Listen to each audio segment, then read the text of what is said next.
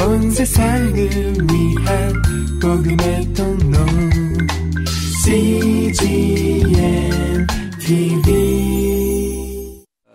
어게인 1907년입니다. 부흥은 언제나 위기와 동반합니다. 1907년이라는 것은 을사보호조약부터 시작해서 한일합방, 3.1운동,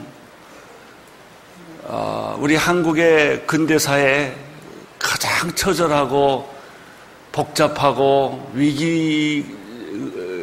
위기스러운 그런 상황에서 이런 성령운동이 일어났습니다. 지금도 우리가 어렵다고 합니다. 어렵다고 하지만 그 당시의 정치적 상황과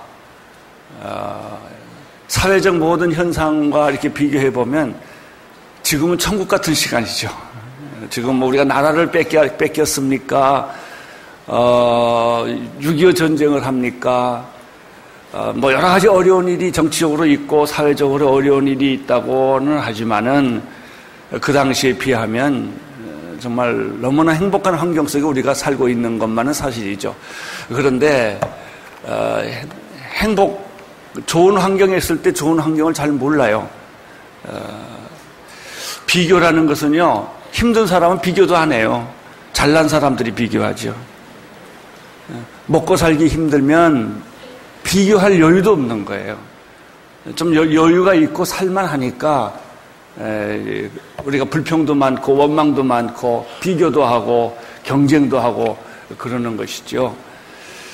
한국교회가 가장 어려웠을 때, 죽음 직전에 섰을 때, 숨도 쉬지 못했을 때, 생존하기가 어려웠을 때, 그때 하나님은 한국교회를 축복해 주셨지요. 이번에 저희들이 그 부흥이라는 코드를, 부흥이라는 주제를 하면서 굉장히 경계하는 게 있어요. 그건 뭐냐, 부흥이라는 단어를 안 써야 부흥이 올 거다 이런 생각을 하는 거예요. 지금 부흥이 너무 유행하는 단어가 돼버린 거예요. 또 저희들이 너무 값싼 부흥, 값싼 은혜가 있듯이 너무 값싼 부흥을 지금 잘못하면 추구하게 된 거예요. 양적이고 거칠해하고 눈에 보이고 형식에 맞는 그런 부흥, 가슴을 찢는 내면의 깊은 회개와 변화와 통해와 자복이 없는 그런 숫자적인 양적인 그런 부흥과 변화를 추구할 것 같은 그 느낌이 많거든요. 왜냐하면 이미 한국교회는 너무나 성장을 했고 너무나 화려하고 우리들의 모습은 너무나 거칠애가 많기 때문에 문제는 뭐냐면 진짜 부흥은 어떻게 거품을 빼느냐는 거예요. 거품을 빼는 거예요. 어떤 목사님이 교회에 가서 새로 목회를 했는데 요즘 교회가 어떻습니까? 그랬더니 우리 교회가 부흥하고 있지요. 얼마나 모였습니까? 교인의 반이 빠졌습니다. 이번엔 교인의 반이 빠진 걸 부흥으로 본 거예요. 거품이 빠진 것은. 그렇습니다. 거품은 아무리 많아도 거품이에요. 그것은 진실이 될 수가 없어요. 우리는 우리의 내면의 세계를 정직하게 보는 것, 우리의 현실을 정직하게 보는 것이 참 필요합니다. 그리고 겸손하게 우리의 모습으로 돌아가서 다시 시작해야 할 때 하나님은 우리에게 손을 들어주시고 기름 부어주시고 은혜와 능력을 부어주시는 줄로 믿습니다.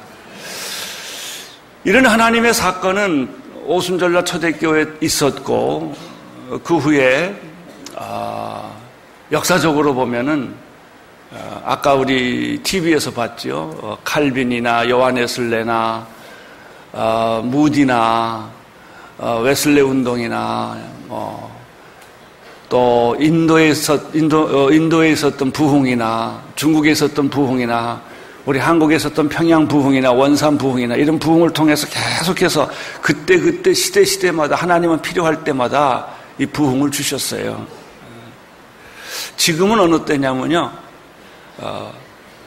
바로 감으로 메마른 땅이 쫙쫙 갈라져 영적으로 겉으로는 다 돼 있는데 내면적으로는 그런 지금 심령이 가난한 상태에 우리가 와 있다는 것입니다. 최근에 아프리카와 우간다에서 우리가 상상할 수 없었던 놀라운 방법으로 하나님께서 가장 비참한 나라를 가장 축복된 나라로 바꿔준 사건이 우간다에 있었어요. 여러분이 우간다 그러면 이디아민이라는 분을 기억할 거예요. 그분은 정말 귀신에 사로잡힌 사람이었어요. 얼마나 많은 사람을 죽였습니까? 좀 이따 영상에서 보겠습니다만은 가장 큰 고민이 누가 적인지 누가 아군인지 모르고 서로 죽였다는 겁니다. 얼마나 시체가 많은지.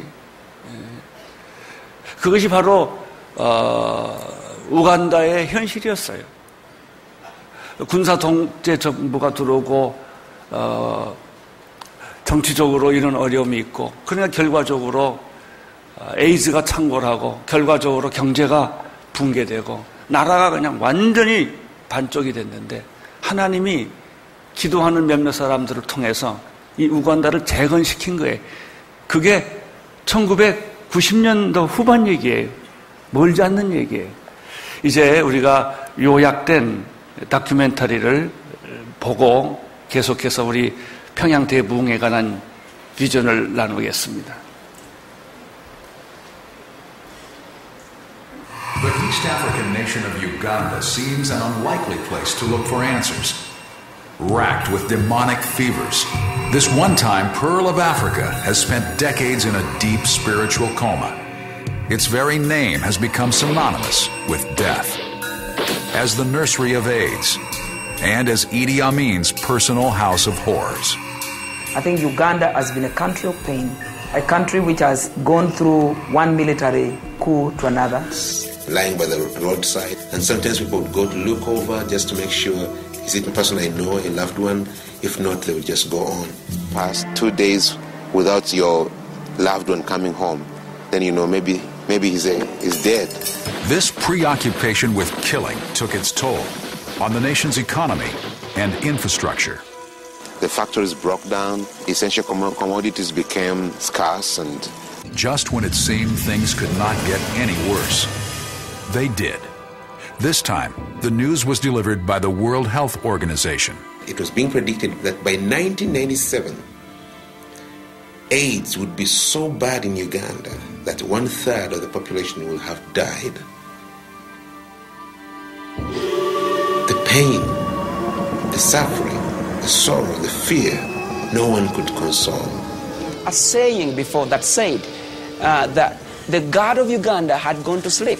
So the first place to go to would be Namave Forest. It was a forest of death. You could feel the spirit of death there, the heaviness of death. Prayer meetings went underground. Pastors circulated between as many as 10 groups a day, always at great peril, and often arriving home in the wee hours. From the depths of the grave I called for help, and you listened to my cry. I said, I have been banished from your sight, yet I will look again toward your holy temple.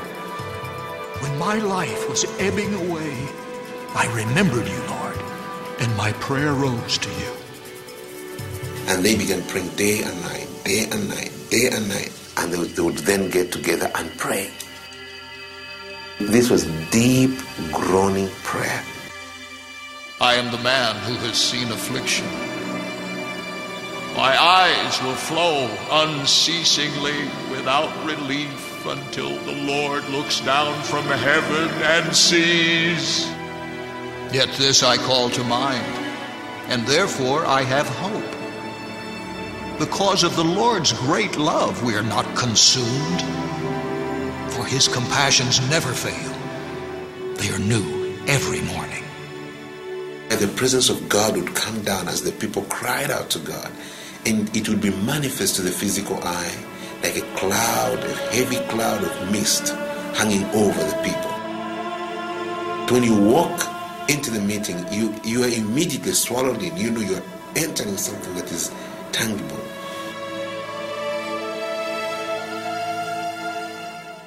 evangelist by the name of Robert Kayanja.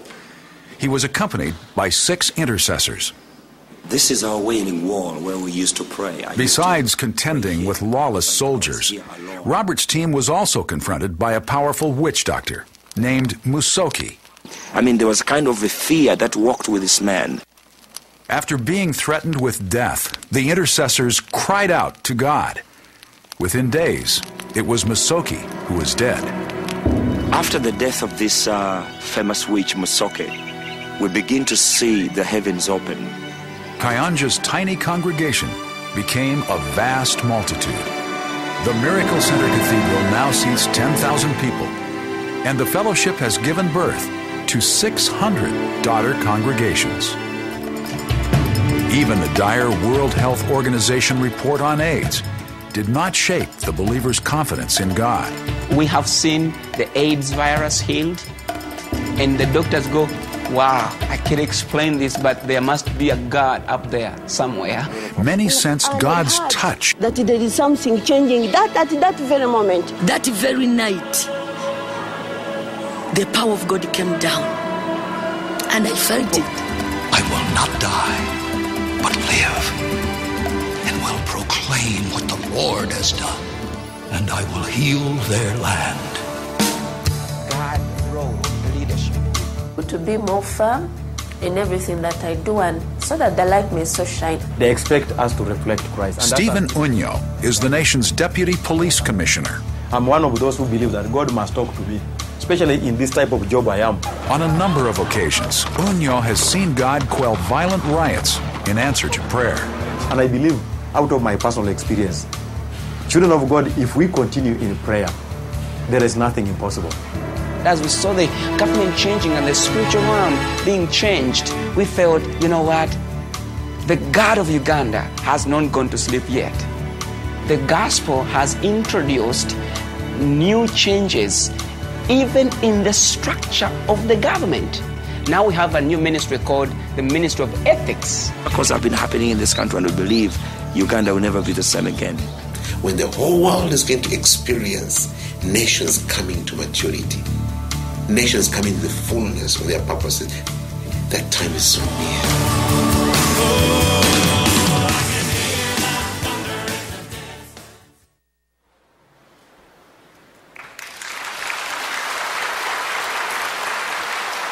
한 35분 정도 해당하는 다큐멘터리인데 나중에 풀 프로그램은 여러분이 나중에 한번 볼 기회가 있었으면 좋겠습니다. 저는 이게 너무 좋아서 몇 번을 봤어요. 몇 번을 봤는데 나중에는 우간다 대통령 부인과 대통령이 전 국민들을 모아놓고 선언문을 낭독했습니다.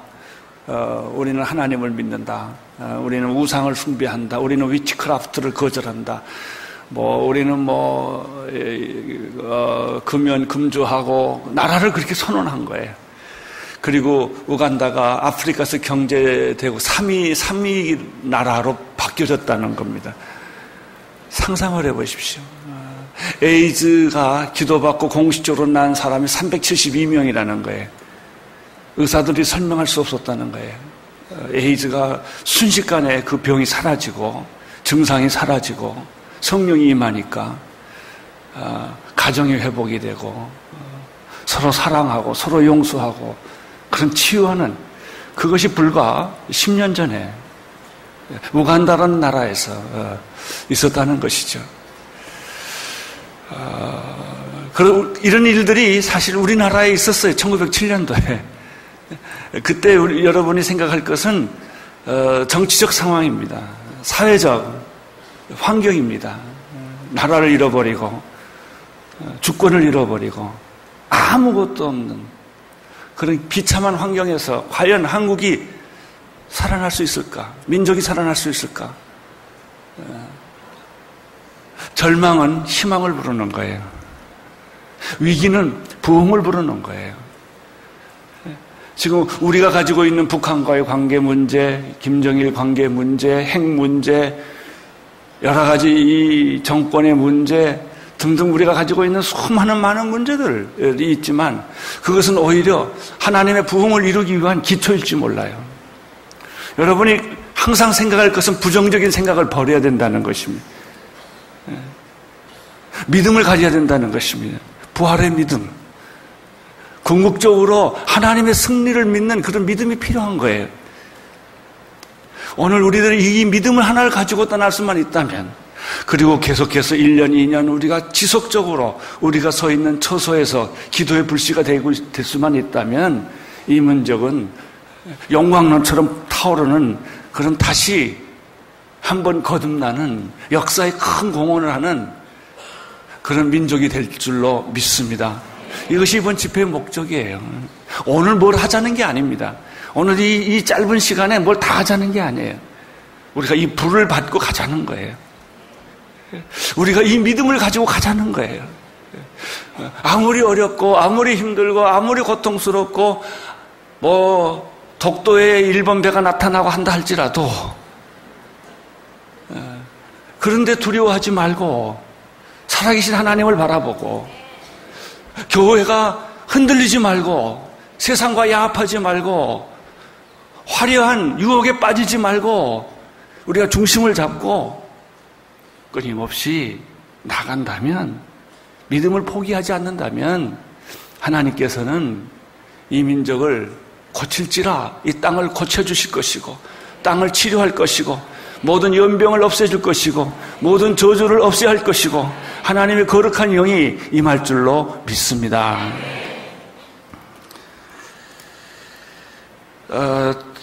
1907년 100년 전에 있었던 이 땅의 성령 사건이 다시 오늘 우리에게 임하기를 바라보면서 몇 가지 영적 교훈을 우리가 얻을 필요가 있다고 생각을 합니다. 첫째는 우리가 1907년 사건을 조명하면서 모든 학자들이 다 말하지만 가장 중요한 것 중에 하나는 40년 전에, 성령 사건이 일어나기 전 40년 전에 대동강, 평양에 있는 대동강 강변에서 토마스라고 하는 선교사가 참수형을 당했다는, 순교했다는 사건을 우리는 기억해야 됩니다. 이 사람은 26살에 죽었습니다. 자료에 보면은 런던 유니버시티를 졸업하고 22살에 결혼을 해서 약혼자를 데리고 결혼을 해서 중국으로 갔는데 임신한 부인이 토마스가 23살 때 자기 부인이 풍토병으로 죽습니다. 절망에 빠진 이 토마스가 다시 나왔다가 또 다시 선교사로 들어갑니다. 그리고 조선말을 배우기 위해서 조선에 들어옵니다. 그때 셔먼호라는 배를 타고 들어옵니다. 중국책 성경을 들고. 그러다가 대동강변에서 우리나라의 정부 당국과 마찰이 붙어서 그 배가 불탑니다. 배가 불타다가 물 밖으로 나오는 이 사람을 토마스가 결국은 참수를 당해 죽습니다. 그게 26살입니다. 그래서 대동강에 토마스가 피를 뿌려 죽는 사건이 있습니다. 이때 그 기록을 보면은 토마스가 죽을 때 자기를 죽이는 사람한테 성경책을 하나 건져줍니다. 그 사람이 그 성경책을 읽고 예수를 믿게 됩니다. 그리고 그 조카가 예수를 믿게 됩니다. 그러면서 교회가 생기기 시작합니다. 아주 간단한 사건입니다. 그러나 그 사건이 결국 계기가 되어서 1907년에 평양의 성령 사건으로 이어집니다. 우리가 여기서 발견하는 것이 있습니다. 그것은 모든 부흥은 순교자를 필요로 한다는 것입니다. 우리나라 한국교회가 이렇게 부흥하게 된 것도 주기철 목사님과 손양원 목사님의 순교의 피가 있었습니다. 수많은 사람들이 예수 믿다가 처절하게 비참하게 죽었습니다. 예수 그리스도의 십자가가 온 인류를 구원했듯이 초대교회를 만들었던 것은 스데반의 죽음이었어요. 사도 바울만 있어서 된 게 아니라 스데반과 같은 사람의 순교가 있었기 때문에 그런 일이 있었던 것이죠. 아프리카 케냐도 마찬가지고 남미의 모든 부흥운동을 다큐멘터리로 보면 전부 희생의 제물로 누군가 죽게 됩니다. 저는 이 문제를 곰곰이 생각하다가 굉장히 중요한 결론에 도달하게 되었습니다. 아, 그렇구나. 진정한 부흥에는 반드시 순교가 따르는구나. 순교라는 대가를 통해서 영적 부흥은 일어나는구나. 미국 교회가 외로운 것은 마틴 루터 킹 이후에 우리가 기억할 만한 순교자가 없다는 거예요. 한국 교회 비극은 뭐냐면 초대교회에 순교자가 있었지만 최근에는 그런 게 없어요. 우리는 예수 이름으로 누렸지. 우리가 희생하고 순교하고 피를 뿌리는 그런 일들은 없었다는 것이죠.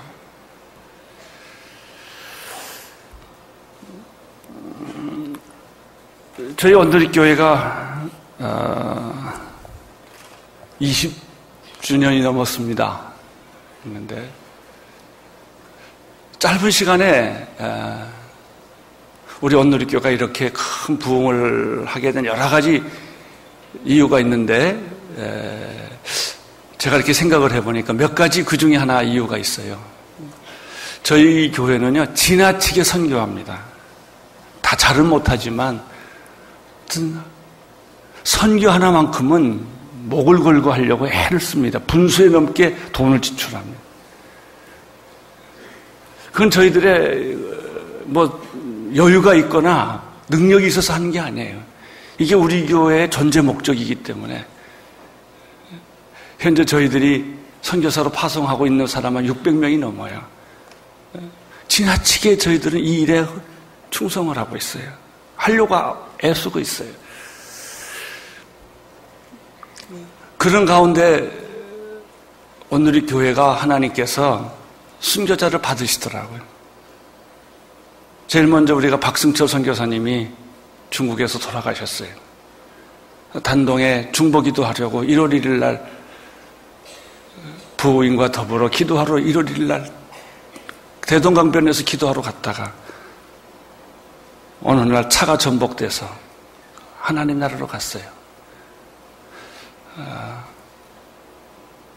그 후에 여러분이 잘 아시다시피 김사무엘 선교사님, 저는 그분을 생각하면 목이 메요.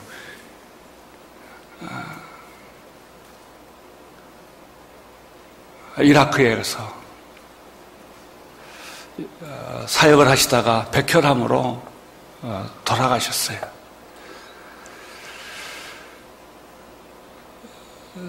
여러분 그 책을 하나 소개하겠는데요. 왕의 남자들이 아니고 왕의 초대라는 책이 있어요. 우리 김용숙 사모님이 쓴 책인데 너무 눈물이 나게 감동적인 책이에요. 그게 김사무엘 목사님 얘기를 쭉 실었어요. 거기에 이런 분들의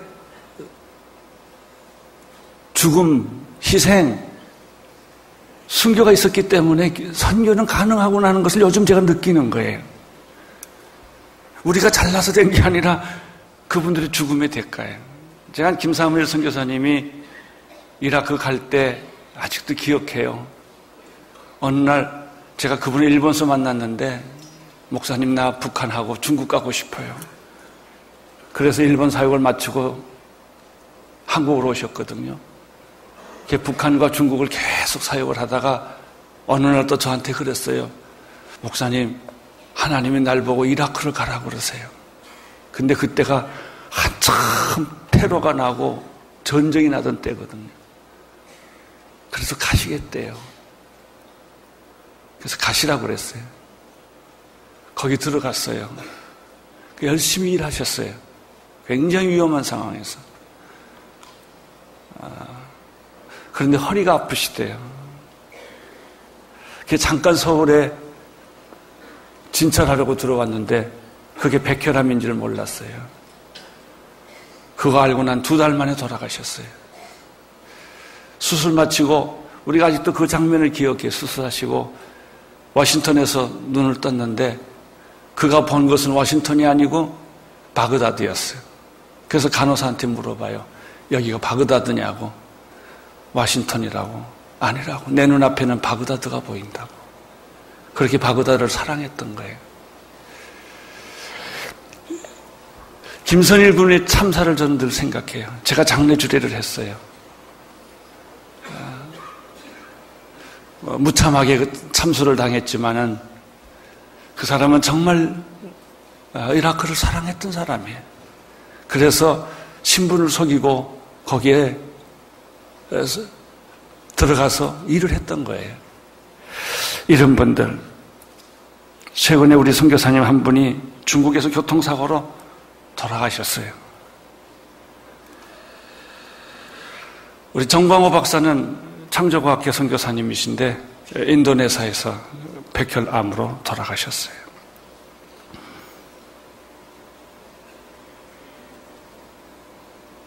터키에 있는 우리 선교사님의 아이는 풍토병에 걸려서 죽었어요.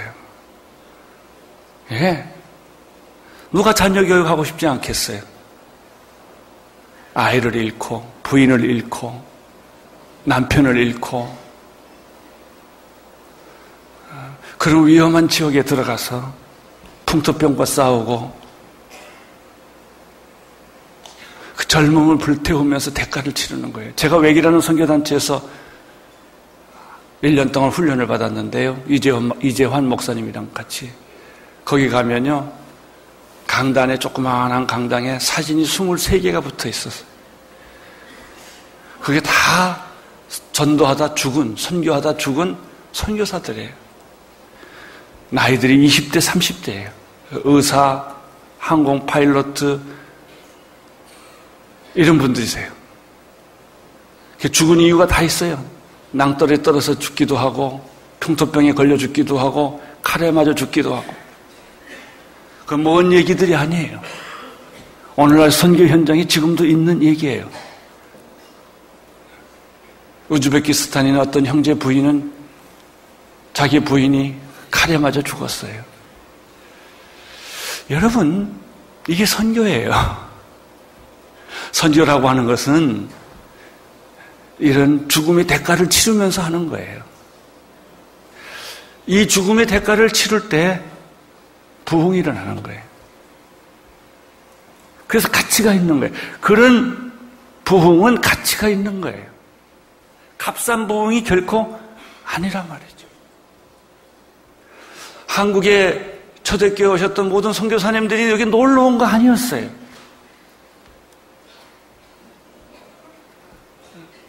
그들은 그때 시대적 상황으로 놓고 보면 한국은 죽음의 땅이었어요. 절망의 땅이었어요. 우리가 언더우드의 기도를 처음 시작했어요. 여러분, 순서지절 앞에 언더우드 기도 다시 보세요. 아무것도 보이지 않는 캄캄한 무지와 고집과 이해하지 못하는 것으로 가득 차 환영받지도 않는 그런 곳에 가서 그들은 복음을 전했던 것이죠. 예. 우리는 부흥을 원하지만 대가는 원하지 않아요. 그러나 진정 중요한 것은 대가를 치를 준비가 돼 있어야 된다는 것이죠. 다시 한번 오늘 우리 시대에 1907년에 부흥이 재현되기를 원한다면 우리 교회는, 우리 크리스천들은 대가를 치를 준비를 해야 된다는 것입니다. 대가를. 주님 그렇습니다. 예수님이 희생하셨기 때문에 온 인류가 구원받은 것도 교회는 이 세상을 향하여 무슨 대가를 치를 것인가? 우리 크리스찬들은 이 세상에서 어떻게 썩어질 것인가? 어떻게 희생할 것인가? 어떻게 수모를 당할 것인가? 어떻게 어려운 일들을 스스로 자처할 수 있을 것인가? 이것이 부흥이 있을 수 있느냐 없느냐의 길목이에요.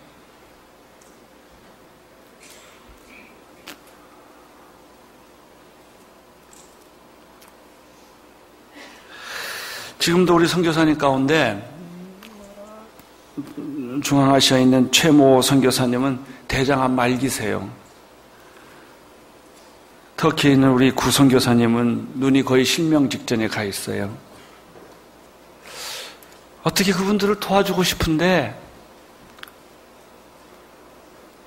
이럴 때쯤 내가 은사의 능력이 있었으면 좋겠어요. 탁 해서 고치면 얼마나 좋겠어요. 예, 그래요. 우리들이 전도한다는 것은 그런 분들을 끼고 같이 사는 걸 의미해요. 그들과 같이 아파하고 같이 눈물을 흘리고 같은 마음을 가지고 그럼에도 불구하고 포기하지 않고 계속해서 우리가 그 지역을 찾아가고 그 사람들을 찾아가고 그 사람들을 가슴에 품는 이것이 부흥이에요. 그런 대가를 토마스가 치러줬고 초창기 한국에 왔던 이 1907년의 부흥운동의 배경을 쭉 책을 보면 말이죠. 거의 대부분 두 번째 이유가 뭐냐면 외국인 선교사들이 와서 해줬다는 거예요. 우리가 한 거 아니에요. 한국 사람을 대표해서는 길선주 목사님이 계셨지만 하디 의사라든지 의료 선교사예요. 캐나다에서 오신 분인데 이런 분들이 미리 불타는 마음으로 한국 조선 백성들을 위해서 눈물을 흘리고 통곡하고 한국 교회를 위해서 희생을 한 거예요. 그것 때문에 우리들이 복음을 받은 거예요. 여러분 이 논리를 보면은 우리가 한 다른 나라의 민족의 복음화를 위해서는 똑같아. 우리도 같이 가서 하디가 되어줘야 되고 원더우드가 되어줘야 되고 알렌이 되어줘야 그 민족이 사는 거예요. 그 민족은 자체 스스로 살 능력이 없단 말이죠. 이게 선교예요. 그 당시 미국과 영국과 카나다와 이런 데서 선교사님들이 주의 이름으로 와서 한국에 와서 썩어지지 않았더란들 우리들이 눈을 떴겠습니까? 이화학당, 배제학당, 숭실대학이 생겼겠어요? 다 그 사람들이 오셔서 우리의 눈을 떠서 교육의 눈을 뜨게 하고 의료의 눈을 뜨게 하고 근대화의 눈을 뜨게 하고 여성의 눈을 뜨게 하고 우리들의 생각을 다 바꿔준 거예요. 그래서 우리들이 눈을 뜬 거예요. 우리들이 스스로 눈 뜬 게 아니었단 말이죠. 마찬가지예요. 부흥이라는 것은 그런 관계가 있더라고요. 또 이 부흥의 역사를 조명해 보면은 시대적 상황과 연결돼 있어요. 평양 사건만 독립해 있지 않아요. 원산 부흥이 그 전에 있었고 하디의 부흥이 그 전에 있었고 계속해서 웨일즈의 부흥 사건이 있었고 인도의 부흥 사건이 있었고 주변에서 이런 소문들이 계속 들려오는 거예요. 부흥이라는 것은 이 소문이 들려와야 돼요. 한 사람 한 곳에서 이루어지는 게 아니고 여러 곳에서 하나님의 이 바람이 부는 거예요. 그럴 때 그것이 이렇게 몰려서 역사하는 거예요. 여러분 교회가요 한두 교회가 잘 돼서 되지 않아요. 대한민국 교회가 다 잘 돼야 돼요. 여러분의 교회도 잘 되고 우리 교회도 잘 되고 여러분에서도 부흥이 일어나고 우리한테도 부흥이 일어나고 섬에서도 부흥이 일어나고 시골에서도 부흥이 일어나고 곳곳에서 부흥의 소리가 파도처럼 들리는 것이 그래서 이것이 쓰나미를 만드는 거예요. 하나님의 부흥은 그렇게 만들어지는 것이지 누가 한 사람이 영웅적인 사람이 태어나서 하는 것이 아니었다는 거예요.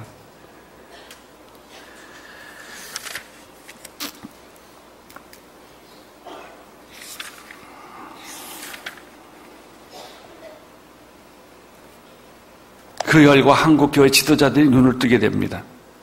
그리고 한국교회 초대 토종 목사님들이 나오기 시작합니다. 그리고 그분들이 이제 한국교회의 영적 부흥을 인도하기 시작을 한다는 것이죠.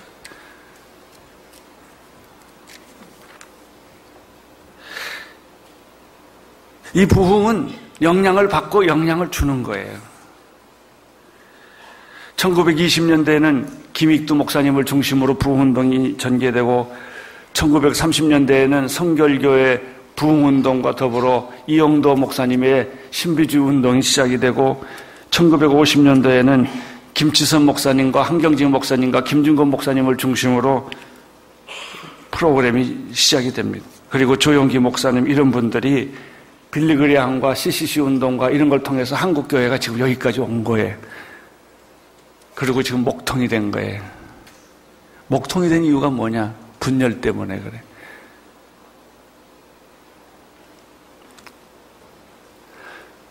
진짜 부흥이 일어나는 가장 중요한 키 중에 하나는 연합입니다. 연합. 제가 요즘 이 주제를 가지고 생각을 많이 합니다. 한국교회가 다 있는데요. 하나가 없어요. 연합이 없어요. 이번 부활절 날이 큰 축복이었던 것은 NCC와 한기총이 굉장히 어려웠다고 그래요. 제가 뒤에서 얘기를 들어보니까 회의를 얼마나 많이 했는지 몰라요. 이게 하나가 되는데. 헤어졌다 깨지고 헤어졌다 깨지고 헤어졌다 깨지고 했는데 드디어 어쨌든 하나가 돼서 이번 부활절 집회를 같이 했다는 그 자체가 마귀가 기절할 일이요. 보수와 진보가 서로 만났다는 거. 예. 큰 일을 하는 것보다 더 중요한 것은 원수가 서로 만나는 거예요. 다른 사람이 서로 만나는 거예요. 지금 우리는 한국교회가 교회와 교회 사이가 다 경쟁 관계지 협력 관계가 아니에요. 교파와 교파가 다 경쟁 관계, 협력 관계가 안 돼요. 여기에 부흥은 있을 수 없어요. 평신도와 목회자가 협력 관계여야 돼요. 교회와 교회가 협력 관계여야 돼요. 선교단체와 교회가 협력 관계가 되어야 돼요. 이렇게 될 때 부흥은 일어나는 거예요. 크다 작다는 중요하지 않아요. 협력하느냐 못하느냐가 중요한 거예요. 하나가 되느냐 안 되느냐가 중요한 거예요. 작은 일에도 하나가 되면 큰 일을 하는 거고요. 커도 분열하면 아무것도 없는 거예요. 이것이 한국교회에 남겨진 숙제예요. 시대 때마다 교회는 그 역사를 달리하고요. 성령운동도 그 형태가 달라지는 거예요. 1960년대 코드는요, 가난과 질병이었어요. 그래서 예수 믿고 병 고친다 그러면 좋았어요. 그게 잘 맥혀요.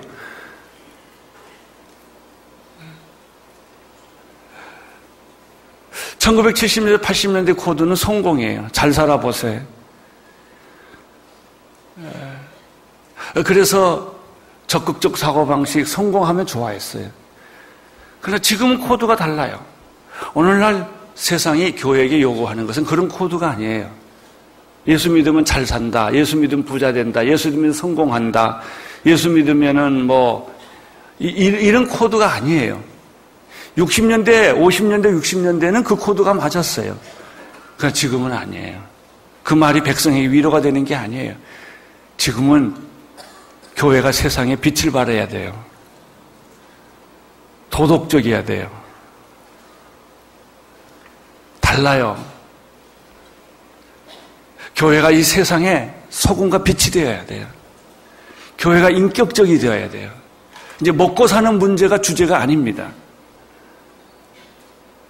얼마나 교회가 양심적인가, 얼마나 교회가 도덕적인가, 얼마나 교회가 세상에 빛이 되는가, 이걸 보기를 원하는 거예요. 성령 운동도 그쪽으로 각도를 돌려야 돼요. 그랬을 때 세상은 우리를 향하여 문을 열고 환영을 하는 거예요. 여러분, 우리가 아무리 부흥을 외쳐도 세상에 환영을 안 한다면 무슨 의미가 있겠어요? 교회를 축복하고 교회를 환영하고 교회 리더십을 인정해야만 세상에 영향을 받을 게 아니겠습니까? 지금 교회는, 세상은 교회 영향을 거부하고 있어요. 교회 권위주의, 교회 교권주의, 교회 물량주의에 대해서 신물이 나가고 있어요. 그런 것이 싫다는 거예요. 교회가 겸손하기를 원하고, 교회가 섬기기를 원하고, 교회가 화해자가 되어주기를 원하고, 교회가 민족의 양심이 되기를 원하고, 이런 걸 원하는 거예요. 이것이 부흥이에요.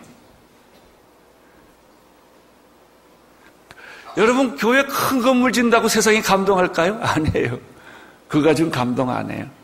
사람 많이 모이면 감동할까요? 아니에요. 그러나 교회가 이름도 없이 빛도 없이 작은 곳을 찾아다니고 순교하고 헌신하고 봉사하는 것을 볼 때 세상은 감동해요. 이게 부흥이에요. 나는 정말 놀라운 부흥이 이 땅에 다시 교회를 통해서 일어나기를 바라는 것입니다. 그것이 1976년 다시 부흥이 오십시오. 하나님 다시 이 땅에 오십시오 하는 거예요. 그동안에는 하나님께서 한국 땅을 불쌍히 여겨 주셔서 한국 땅에 오셔서 부흥을 일으켜 주셨어요. 그러면 오늘 2000년대를 살고 있는 오늘날의 부흥은 무엇인가?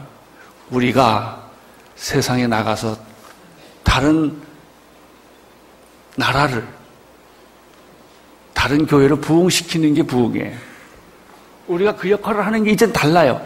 컴패션이라는 선교단체가 옛날에는 한국의 전쟁 고아들을 도와주기 위해서 컴패션이 왔었어요. 그러나 한국의 전쟁 고아가 없어졌어요. 더 이상 있을 필요가 없었던 거예요. 그 사람들은 떠났어요. 그리고 오랜 세월 후에 컴패션이 다시 찾아왔어요. 왜 찾아온 줄 아세요? 도와주려고 찾아온 게 아니에요. 이제 한국이 세계를 도우라는 거예요. 한국이 이제 세계를 도울 만큼 경제력과 사회적인 상태가 좋아졌기 때문에 도움을 옛날에는 받았지만은 이제는 한국이 세상을 도우라는 거예요. 그래서 한국이 이제는 수혜국이 아니라 나눠주는 나라로 컴패션이 다시 한국에 들어온 거예요. 마찬가지예요. 1907년도에는 하나님이 오셨어요. 그래서 절망과 좌절했던 한국 땅을 희망을 주고 용기를 주고 교회를 부흥시켰어요. 그럼 오늘 현대적 부흥이라는 게 뭐냐? 현대적 성령 사건이라는 게 뭐냐? 하면은 교회가 받는 데 초점이 있는 게 아니고 한국교회가 그동안 받았던 이 은혜를 제3세계 미전도 종족들에게 우리를 필요로 하는 사람들에게 나누어 가서 언더우드나 알렌처럼 우리가 다시 부흥을 일으키는 사람으로 하디처럼 나가서 그들을 도와주는 게 부흥이에요. 그게 부흥이에요. 이제는 어린애들처럼 자꾸 주십시오, 부흥을 주십시오, 불을 주십시오. 이게 아닙니다. 우리 교회 부흥을 주십시오. 이게 아니에요. 이제 우리는 가진 것은 별로 없지만 나눠줘야 돼요. 가야 됩니다.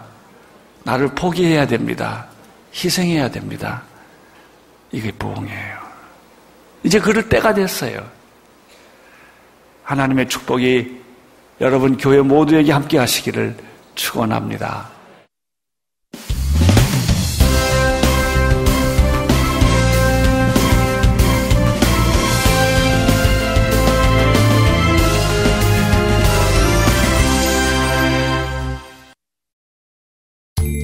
온 세상을 위한 복음의 통로